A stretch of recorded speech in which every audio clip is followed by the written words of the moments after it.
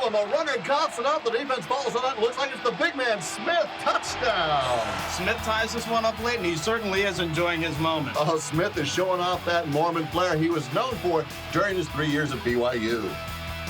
Are those pamphlets, Mike? Indeed they are, John. And Smith may not let up anytime soon. It looks like he's celebrating all the way to Santiago, Chile, where it appears he's already arrived and started his 2-year mission. Now, I'd be surprised if we don't see a flag here. Not sure about that. The league has no problem or compunction about religious celebration. Right you are, and it looks like we may be here for a while. So in the meantime, here's an episode of the Box Score, and it starts right now. I don't know a lot about sports, but I can drink a lot of beer. My motto is simple: C's get degrees. Need a long, inappropriate hug? I'm your man. I think I'm smarter than you, because I probably am. Howard Coward for Box Score. Hello and welcome to the Box Score. I'm Brock in Los Angeles. They are the Danettes, and our fearless leader, Dan Patrick, is a thespian. He reminds us of it every day. But he has no respect for the titans of the industry, as he has not seen Star Wars yet. McLovin, do you see it as your responsibility as a fanboy to make sure he fall in love with Star Wars prior to the release of the movie? I am trying hard, but ironically, the harder I push Dan into Star Wars, the less he wants to see it. I might try an alternate strategy and, I don't know, if I tell him it's a documentary, he might tune in. That's really my only chance now. We did a segment on this maybe a couple months ago, and we looked at Dan's missing out on Star Wars and other things. When Star Wars came out, he was probably like 20. Yeah. So he was not seeing movies. That's probably not cool for a 20-year-old. It's great for a 8 to 15-year-old. Yeah. So he missed that window, and then he missed a bunch of 80s and 90s TV shows.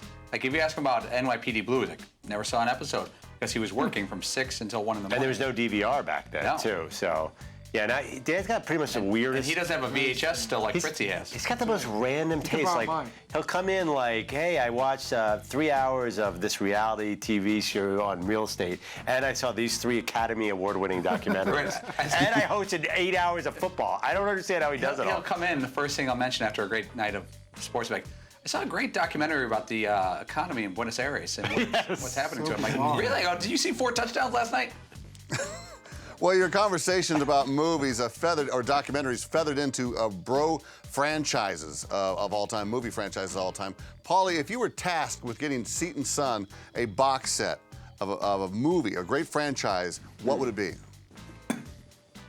Interesting. That's a great question, man. You're on a roll this week, Broccoli. I didn't mean to be. Yeah. I like James Bond movies. They're hit and miss. Most of them are pretty good, though. I would probably give him the James Bond series because, you learn how to be cool real fast watching James Bond, or at least to aspire to be cool. All right, well, Seton, Dan mentioned something else that was shocking. He has never seen a Batman movie. Now, I find this reprehensible. I'll give him a pass on Batman and Forever, but the rest of them, he had to see one of them, for God's sake. What is the one movie that you should have seen by now, but you're embarrassed to say you haven't? One movie I should have seen, but haven't. Oh, man, I've got a doozy of one. I hate to. Ooh, man, it's probably like top 5 movie of all time, but I've never seen Raging Bull, which is kind of like that feels like a man movie. Like you're supposed to at some point see that, so you could be like, yeah, man, Raging Bull. That's where they made movies. Yeah. And I've never seen that movie. Well, the tough part about Raging Bull, you have to seek it out. You're not going to see it on Cinemax and HBO every 3 minutes like Shawshank. So there's a handful. There are some movies that you have to have seen. And I feel like Raging Bull is one. Like Shawshank, Goodfellas, there's certain movies like that. Godfather, yeah, you got to see those. Raging Bull's a huge downer, though. Huge. Yeah. I do not enjoy Raging Bull at all. Not a feel good. But I think the coolest thing about watching Raging Bull, if you've seen like Casino and Goodfellas, and you haven't seen Raging Bull, you're going to see De Niro and Pesci, young Joe Pesci, and there's not much difference. Young Joe Pesci's still, hey guy, he's got the voice. But Joe Pesci, I thought, was the star of that movie as much as anything. Oh, absolutely. And I didn't know much about Joe Pesci back then. Oh, yeah. Well, I'd ask Fritzy about movies that he hasn't seen yet, but you stopped at the 70s, so let me ask you this one. If I was to show you a movie that would make you cry, what movie would it be? Movie that would make me cry. I guess The Champ, I know, is known for being a big tearjerker, but I've also gone to like kiddie movies with with the family, and it doesn't take much to get me all worked up and affected. It could be Bambi or any of those things. Really?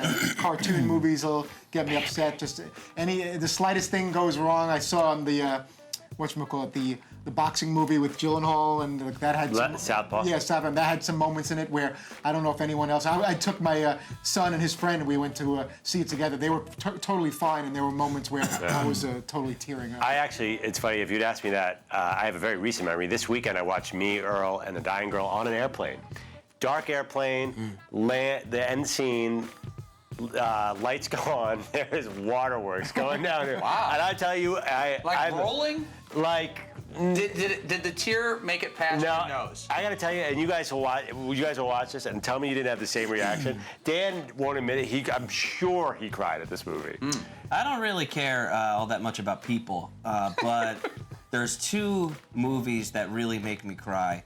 And Seabiscuit is one of them. One time I saw Seabiscuit in the theater, and I was with my girlfriend at the time and another girl, and I was blubbering. I couldn't stop. Like I couldn't even stop physically reacting to it. I was crying so much. And the other girl next to me was like, "Are you crying right now?" And I was like, "He just wants to be loved." I was bawling. It's a horse. And it just got me. And the other one, and this is way more embarrassing. There's a Disney movie called 8 Below, and it's about these 8 dogs that got stuck, left behind in Antarctica.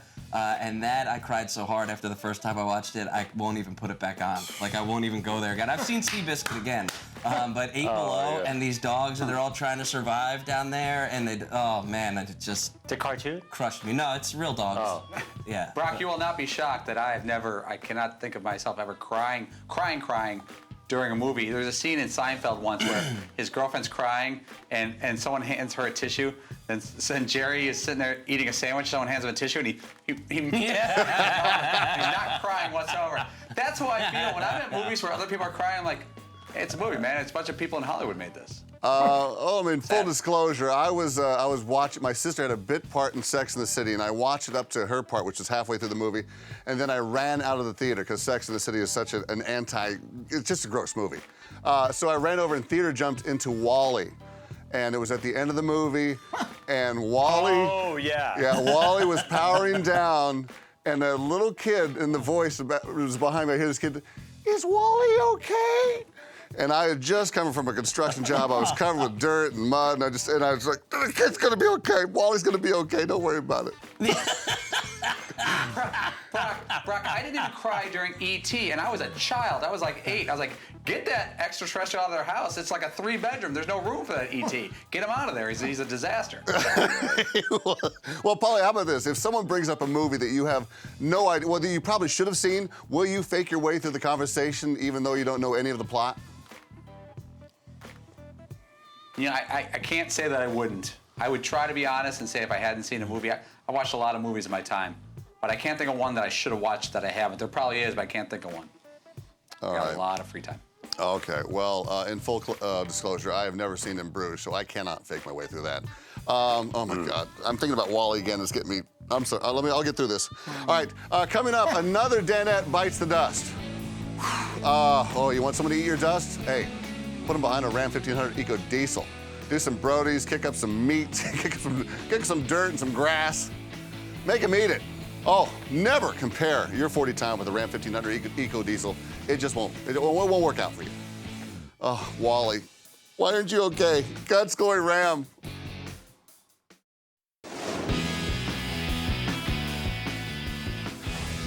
We are back here on the box score. You guys had Muhammad Wilkerson of the Jets in the man cave today. Seton, he seems as laid back and as chill as they come. Who have you had in studio that really surprised you with their shyness? Oh boy, somebody who's super shy. Well, I can't really think of anyone because John Legend was pretty quiet. You kind of vet people out a little bit first and see what kind of interview they're going to be. And so if somebody ever came in that was actually super shy or like really not talkative, I mean, there have been people actually on the phone that have been pretty bad, like where they just don't say anything, and you're like, which is actually better because you could be 2 minutes in and be like, all right, cool, well, thanks a lot, we'll see you later. You can't exactly push somebody out of the studio after coming here. You know, one that stands out to me, and this is weird because he's not shy in the traditional sense, it's Will Ferrell when he came in as Ron Burgundy. He did a couple segments, and then during the break when we were no cameras on, he goes, how do you think? Is it going good? Is it going good? I'm like, it's crushing. You're Will Ferrell. Yeah, you're Will Ferrell. But he was so concerned that it's great. He didn't want to come in here and hit a single. He wants to hit a home run. He's a guy who tries to hit home runs, and every couple breaks he's like, what do you think? Is it more of this, or you want to go to that thing now? And I'm like, but he wanted feedback, which I respected so much. He wasn't like, I got this, even though he did have this. And it's always weird with comedians. They flip that switch. Like Frank Caliendo was very quiet, almost looking like he was nervous, which couldn't possibly be. Sells out thousands of these arenas and everything like that. Jay Farrow, when Jay Farrow came in studio, we'd never had Jay Farrow on. When he came in, he's like, hey, Danettes, and everything like this. And then as we were about to come back from break, he goes, give me a cue when we're live. I go, okay. And I stood right next to him. I go, 5 seconds. He goes, all right. And as soon as we went live, he goes, Dan Patrick, I'm in the man. And he just took over the whole place. Yeah, for the next half an hour, he was foot on the gas. And then as soon as we said, all right, you're clear, he's like, hey, good seeing you guys. Good meeting you. Great. And he's a performer. Well, it wouldn't be a visit from a pro athlete unless he hit a Danette, and that's exactly what he did today. I'm going to try hard count Muhammad here. You do it. You 18, Omaha. Omaha. Hut. Don't blow! Oh, he took it easy on you. You had him, McLovin. Oh! McLovin, what did you learn? I learned that Mo Wilkerson really isn't that tough. He likes to be called Muhammad. Whatever. So you... Wasn't impressed. Oh, no. No.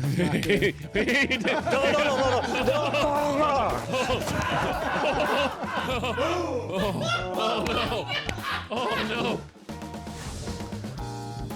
All right, there's several things that happened there.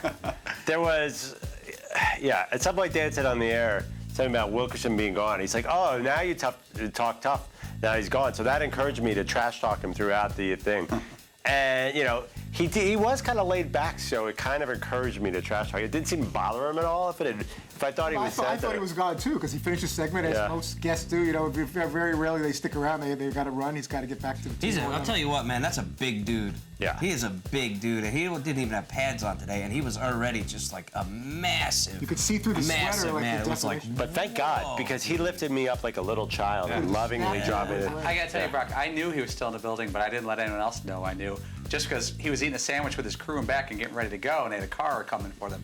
But when McLovin said that, I did not know he was coming through the door, so that was all Mo, and that was really great because it kind of put a bow on the segment. And it's really scary to see someone like that because he and McLovin are technically the same height, but they don't even look like they're members of the same physical family, if you know what I mean. I mean, one looks like he could just rip your face off, and you look like you could outsmart someone with your wits. Thank you, Paulie. I will take that. It's a draw. It's a compliment in there. Well, Paulie, if a player ever got injured hitting one of you guys, would you stop this whole deal? That's a great question. I always think, whenever, as a producer, what's the downside? What's the worst that can happen here? And it is in the middle of the season. Usually when we have guys like Clay Matthews or Matt Forte, it's at the Super Bowl. They would have 6 to 7 months to recover before training camp, even if they ding their finger. But what if Mo Wilkerson slipped on a camera cord? Right. If you notice, I was moving a lot of camera cords during the break, because if he slips and bangs his knee, we're instantly the most hated sports show of all the New York sports fans, or at least Jets fans.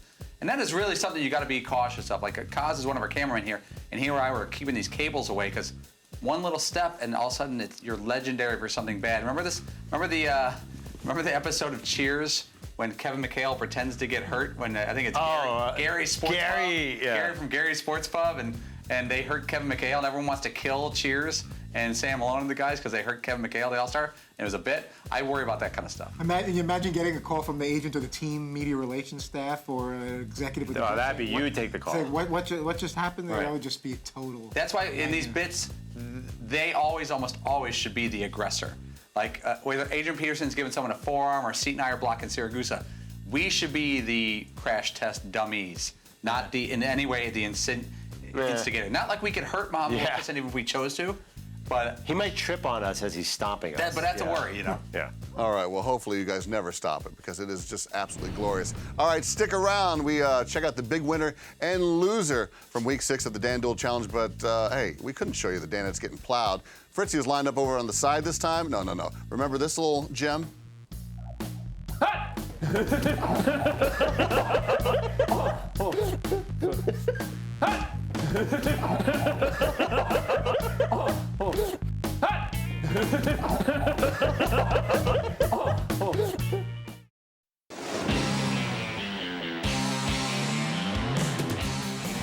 Welcome back to Box Score, guys. Another week, another hard-fought battle in the DanDuel of Week 6. So let's get right to it. He is the host of Football Night in America, a sports icon all over the globe. Dan Patrick, however, finished only better than two of the Danettes. His team fueled by a great performance by Chris Ivory. And Keenan Allen and Andy Dalton didn't hurt his team either. McLovin, how often do you try to fish for sleeper picks from DP?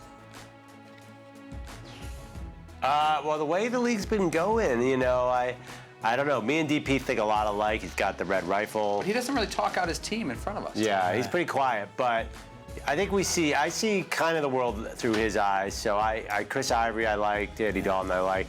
But Dan sometimes outsmarts himself. That's his problem. He overthinks it, I think. I think, you know, he knows a lot, so he's trying to really outsmart the game, and sometimes you go a little simpler. All right, well, two Danettes were better than the boss, two worse, so let's check out who ended up in the cellar, and it is our little Seton O'Connor. Percy Harvin not playing thanks to a hip injury really hurt your squad. Dion Lewis didn't do much for you. Is this the curse of the homer pick? No, actually, I'm very proud of my team. And if I hadn't, you know, Dion Lewis didn't do much for me, but if I had gone with LeGarrette Blount, I would have been right up around DP, somewhere in like the 110, 111, 115 range. But this was more of a statement. This was a statement, absolutely. You're like, yeah. I'm a patriot. I'm a believer in truth. Absolutely. You didn't care about winning. Yeah, I'm a.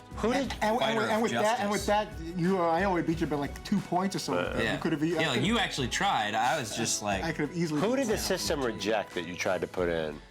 Oh man. Did you only have 4 Pates? Yeah, I had like 2. I had to change my wide receivers. Oh, okay. And that's why I had Percy Harvin, although I should have checked to see if he was going to play or not. And then I had to change my running back to Danny Woodhead, and then I had to change 2 of my wide receivers. It was and odd all when of them were going to be Patriots. It was odd when you tried to write in Troy Brown and Randy Moss. I thought that was odd. Right. I would have spent the money on them if they were available, but unfortunately. All right, let's check out the man who finished just above you by 2 points. Last week, he turned things around, went from worst to first. This week, he's back at the bottom. It is Todd Fritz. You drafted Teddy Bridgewater, and, well, it didn't pay off at all. Was this your big sleeper pick, Todd? I really felt just the way I had that feeling about Doug Martin, I had that feeling about Bridgewater, but there you go. I think he only got like 11, 12 points or so. Eddie Lacy killed me with only 3. I think the Packers defense only gave me 6. Jeremy Maclin had like just over 6. So, you know, do the math. Unless I was going to get huge numbers from the other running backs and receivers. Gronk didn't put up a big number tight end in the Colts game Sunday night. So it was just pretty much a disaster going from first to just 2 points away from back down to last. All right, now we get to the big boys. Dan passing Fritz in points. Now we look towards second place, Andrew McLovin. Perloff. Pearl, you had 6 guys post double-digit numbers. Are you starting to get in your fantasy stride right now? I don't know about that. I think I was thinking, I was watching closely on Sunday that this was the week, that I was having a real big week.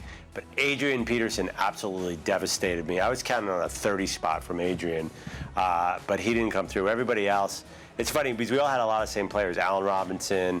Yeah, he did well. I think a bunch of us had the Jets running back, Chris Ivory. So I was watching the week. I'm like, you know, everybody's doing pretty good here. This is going to be a close battle this week. Adrian Peterson just couldn't get me over the top. All right, our top DanDuel team of the week is Paul Pabst. Went from worst to first. Your kicker actually earned more points for you than all of one of but Fritzy's characters. You got big points from Matt Forte. With the Bears starting to click, are you going to be tempted to load up on the Chicago guys? Maybe just Forte. I'm not kidding anybody. Here's how I picked my team this week. I had a different strategy. I also kind of went blind. I did no research whatsoever. As the other guys were talking out their teams, I listened to the guys that they liked and selected them. And so when it seems like, ooh, Brady's going to light up the Colts, I went, Brady. And then I heard McLovin go, Chris Ivory, underrated, Ivory. And then I heard him say, Allen Hurd and Allen Robinson. I didn't know who either of these gentlemen were. I assumed they're wide receivers. And I drafted Allen Hurd. He did okay for me. And then I just started listening to names as they were bandied about the room and picked them without any really looking at who they're playing, their history, or anything like that. So by not thinking whatsoever, first place. And congratulations to you. And if you want to copy off someone else's sheet, you can do that every Thursday right here on the Box Score. FanDuel Draft Day. It is a formula that works for Paul. Maybe it works for you. All right, coming up, someone's getting naked, and it isn't Todd Fritz. Things are going to get weird, really weird. But first, this is the Box Score. We're going to take a break and remind you that the Ram Heavy Duty, with its best-in-class towing, torque, and horsepower, doesn't need one. Get more facts at ramtrucks.com. Guts, glory, Ram.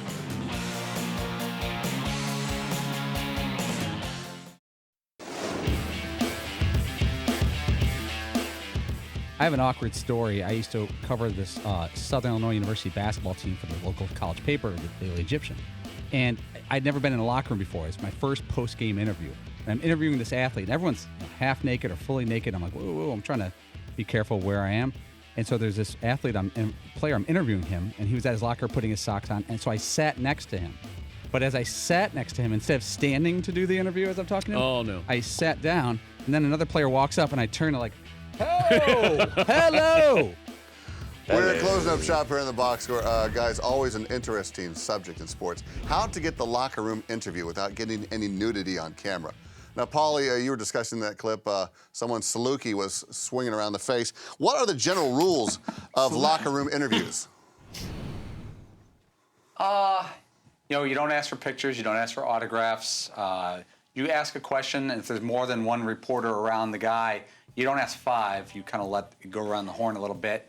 Also, not to jump somebody else's interview. Let's say you're interviewing Eli Manning last night, and Eli goes, you know, if my receivers would have done their job, we would have scored more points. You don't go to, so what do you think of the special teams work? You wouldn't go to the next topic. You got to let that play out. So you have to really, and I haven't been in a ton of locker rooms. I'm not a novice at this, but I'm not a beat writer. But you know that you got to let the story play out, whether you're in a press conference or anything. If an athlete goes a direction and it's juicy, your next question better be on that. And if you lead them away, you may never get them back. Destroy it for everybody. Destroy it for everybody. I've been in press rooms before where someone said something and the guy wants a follow-up, and then someone goes, and he has his own story that he wants to write. You're like, you know, talk about the special teams work. Then it's gone. Amateur hour. All right, Seton, you're a lover of pranks. If you were a pro athlete, would you be one of the guys complaining about the cameras in the locker room, or would you be placing yourself just perfectly so they might catch an angle of the South Amboy little fella? The South Amboy you know, I would be pretty shy. I can remember being nothing was more scary to me than the prospect of having to change a gym class or something like that and be like, I don't want to be around this. But I could also see myself getting very comfortable in what I used to find an uncomfortable situation.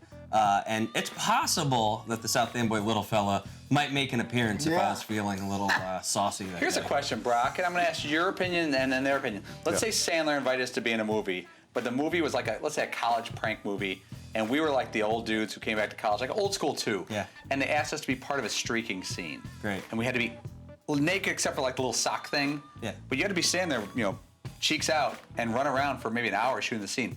Would anyone not do it or be uncomfortable doing it? Brock, who do you think it'd be that would be like, I can't do it? Well, I've been in some level of nudity throughout the box score, so I would want to pixelate my nipples. Yeah. At the very least, I don't know. And as long as they get the middle out, I'm fine with it.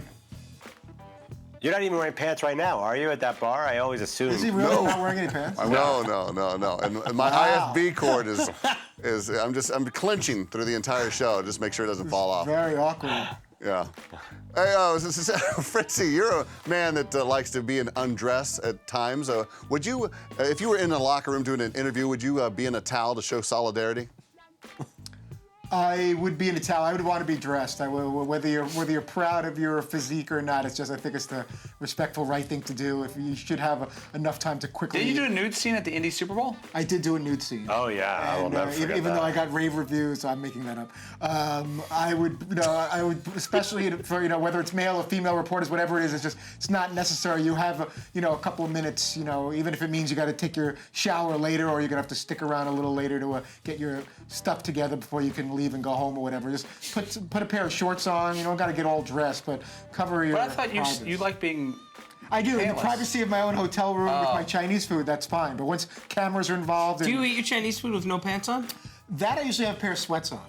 Why? For safety Now, reasons? okay. I'm not sure why. Okay, but so you'll. I feel like I should be wearing It'll something. be no sweats on.